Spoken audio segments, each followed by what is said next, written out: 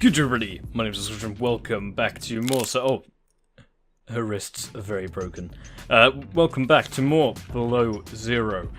Now, this episode, we have just had an update today, quite a large one, called the Arctic Living Update, which adds a ton of stuff, specifically to do with building, mostly. We've also got a new biome, which has been slightly implemented, as well as the natural spawning place of the Shadow Leviathan, which is also in-game now, in experimental version. There's also some story spoiler stuff towards the end, but I will warn before we get there, so if you're looking to avoid spoilers, you can watch this video and I will just tell you when to leave. So I'll just take you on a quick tour of the base that I've built, spent a little while on this. One of the main features of this Arctic Living update are these rooms that now have glass ceilings, and they look really good. It was something I was hoping for in the original Subnautica, but now they have actually added a glass dome roof. So I just thought this was a nice place. You might also be wondering what this is. It's a speaker for the jukebox and the music that you can probably hear at the moment, hopefully hear, which I don't think is copyrighted.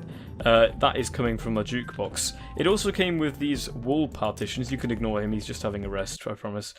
These are wall partitions which you can now build in these rooms like this. They're really good.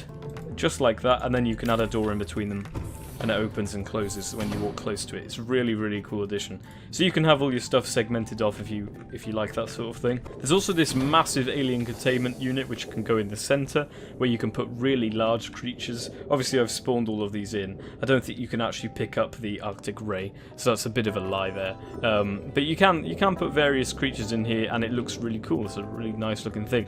Obviously it's not really well optimized for the new roof that's got a glass ceiling, because obviously it's higher than it would be normally, so they need to fix that. But other than that, it looks awesome, and I love the glass roof. It looks so good, and you can see so much more. It's great. So in here, this is where the jukebox is. You can see it. This is what's playing at the moment, Jukebox 1. There aren't any other songs that come with the game. You can add them yourself, I think, in the files or something like that. I think that's how you do it. But that's a really cool feature, so you can just pause and play, upload your own music onto it.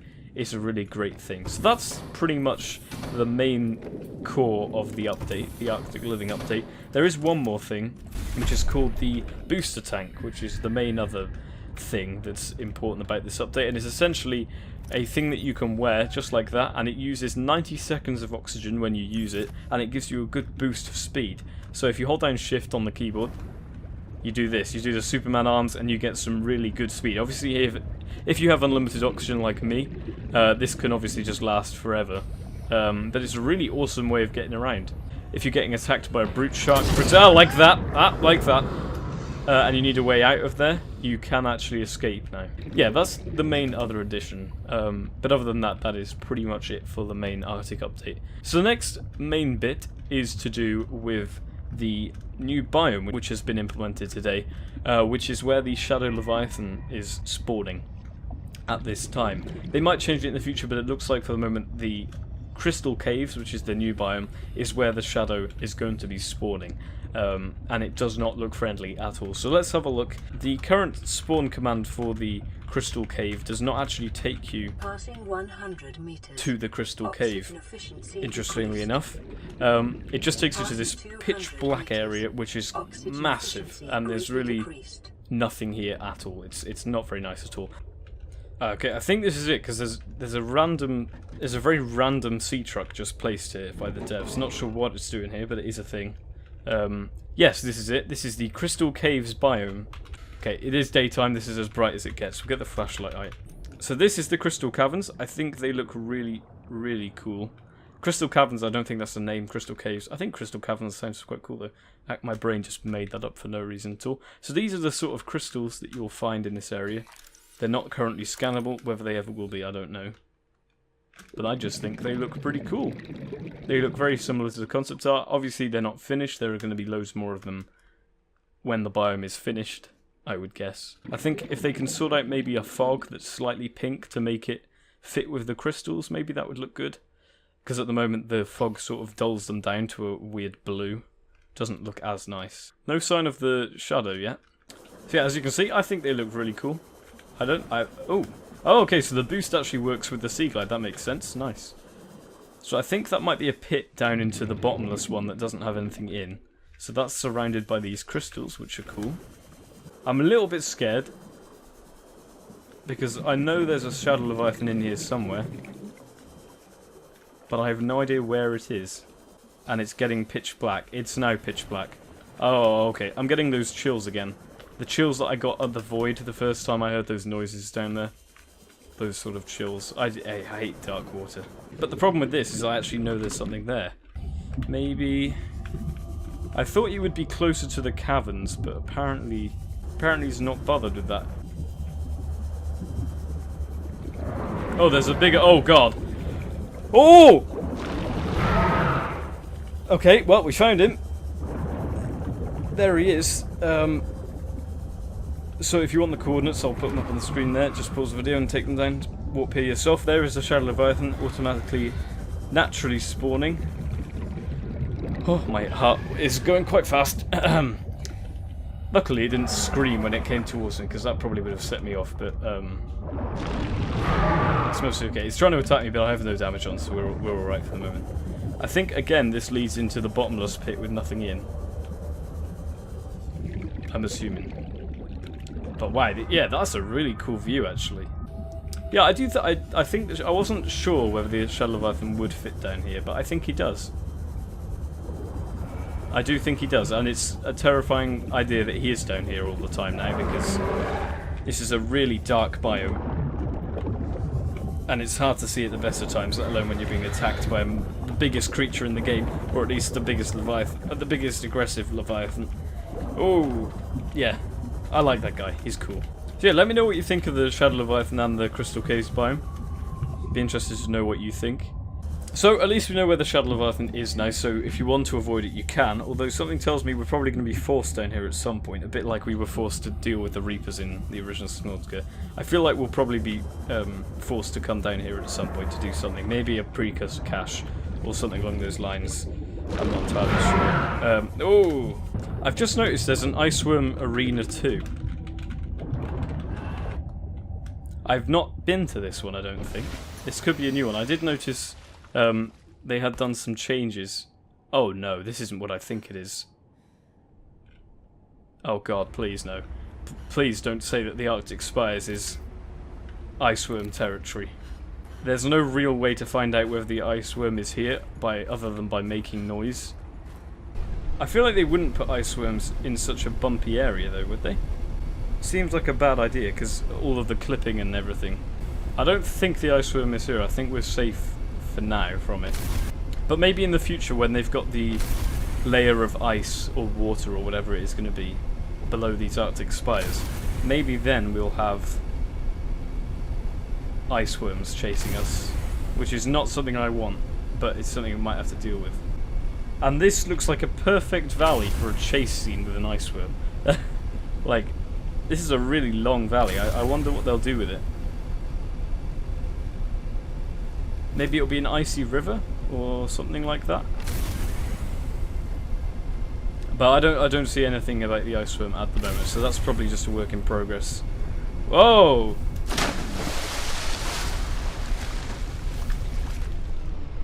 Well, they've added Arctic spires to the first iceworm biome. And I can hear it, but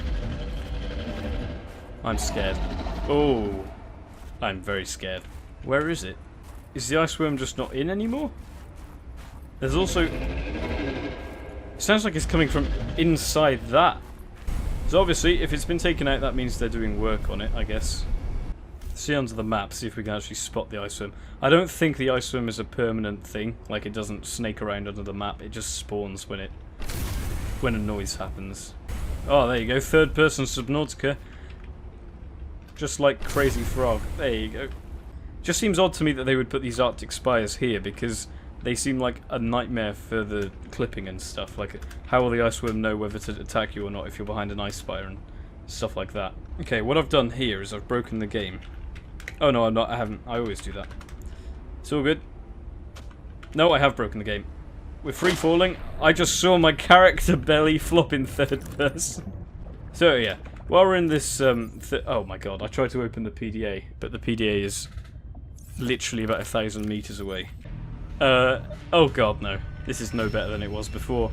This is A revolutionary experience. I wonder, can we... I can't even see my character. I literally cannot... I have no idea. I'm going to have to restart the game. So the final thing I wanted to do before the game broke on us was read out some of the logs, which is a massive story spoiler. So if you want to know anything about the story at the moment, you can just leave the video now, and that's good enough. So if you're still here, I'm assuming you want to know about the story. So these logs are from Margaret Mider, who, as you all know, is the survivor of the Degassi, who made her way over here, and it's the person that we encounter in the exosuit in that really cool cutscene that we've seen plenty of times. She has left various logs around which describe how she managed to get from where you crash in Subnautica to the Arctic biome, because obviously at first it was like, how the hell did she manage to swim all the way from there to here, because it's the other side of the planet by the looks of it. So now we have an explanation. It's not finished. Tom is still writing the parts of it, and you'll be able to tell some way through that it's not finished, but this is just a rough idea if you wanted to know how she got to where she is now, which I just think is cool. So I'll read it to you. Let me know what you think of it in the comments below. So there I was, 500 meters below sea level, chunks of the sea base sinking around me, one hand flailing against smooth scales, the other gripping the shard of metal I'd lodged in the creature's eye socket, a reaper, wounded maybe, but I was about 2 meters shy of those jaws and the fight was far from finished. You don't need to be smart to win a fight. You do need to go for the soft spots, quickly and ruthlessly. If you got time to think that a good defense is part of a good offense, then you'll be doing it from the floor, because that's where I left your severed head. I'd already taken out one eye, I damn near carved out the other, and then I saw where the creature had carried us. We were clear of the caverns, headed for the void at the crater's edge. Blinded, we were spiralling deeper. I knew I had a choice, if you'd like to call it that. Hold on or let go. I figured the Torgals were already dead. Figured if I let go of this monster, it had every reason to turn back around and finish me off. Even blind, they can hear food, and if not, well, I could hear the ghost Leviathans off in the distance. I'd have them to contend with next. So it was a choice, but it was a choice between finishing a fight or the total unknown, and I already had a blade in her head. So I held on, and she took us deeper. I had maybe 1 minute of air left in the tank. Back then, I could go another 3 on what was in my lungs, so I had 4 minutes to kill the Reaper, plus a few to get back to the surface. Now, it ain't killing that I enjoy. I like to fight, and death's just part of it. Sometimes the key to survival just happens to be on the inside of some unfortunate soul's ribcage. I ain't one to question when's when. So we fought. Neither one of us would give up, but unlike her, I only had 1 minute to win the fight. Once it was done, I made for the surface. I'd been on the planet for months by then. I can't tell you it was the first time I'd felt that I was drowning. I can tell you that the feeling never changes. The dread. I was almost grateful to start blacking out. When I hit the surface and caught my breath, I realised we'd come further out than I'd thought. No landmarks, no life forms, no seabed, just ocean. I was out in the void, further than I'd ever been before, and the current was carrying me out to sea. That far out at sea, swimming back for land wasn't an option. Might as well jump for the moon. All I could do was survive long enough to wash up somewhere. I had a knife, a repair tool, and 3 litres of water, so thirst and sea monsters weren't about to get me. But if I kept fighting them, exhaustion might. I needed buoyancy. I could have lashed together a raft of air sacs if there'd been the slightest hint of life or resources out in that void. As it was, it wasn't life I needed. It had taken an hour for the Reaper's corpse to float. My work was clean, body mostly intact. Using the knife, I climbed up her flank and got a perch up on top. She'd float for a day or two, I reckon, more if she bloated. Enough for me to catch my breath. Supposing she did, my next problem was going to be water. We were floating, the Reaper and I, west it seemed, and I had no idea if or where we'd land. The life out there, it was real small. I didn't have to fear sharks and the like, they were much deeper if at all. Out there, all there was every day was the constant eating away, centimetre by centimetre, of the outskirts of the Reaper by things smaller than I could see. Would she sink before or after I died of thirst? I knew I could go more than a week on 3 litres of water. I also knew I'd be dead in less than 2. Now, I'm no survivalist, but I will survive. That Reaper, she's practically all muscle, but there's some fat in there when you dig down deep. And I didn't have much, but I had that repair tool, which meant I had a spark. It took a week to light that first fire. I know more about the burning properties of Reaper fat than I ever cared to.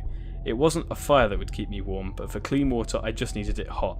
Who knows what bugs the boiling didn't cure, but I was already sick, and it hasn't killed me yet. A fortnight into our voyage, I was more or less living inside the creature's ribcage. It meant shelter and it meant food. The flesh was starting to rot on the outside, but a moment's work with a knife and you could find something good to eat underneath. With only so much fat to burn, I was having to ration the fires, but I could cook all I needed while they lasted.